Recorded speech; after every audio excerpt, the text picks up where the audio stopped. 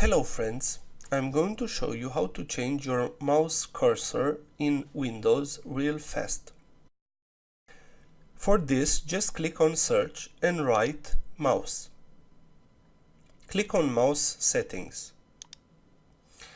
Here, press on additional mouse options. Press on pointer options. Here you have all the pointers from the mouse and all their states.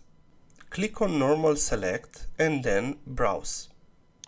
Here choose a different pointer. Then click apply. Now your mouse cursor has changed. You can press use default to come back to the standard version in Windows. Thank you for watching and please thumbs up, share and subscribe. Bye bye.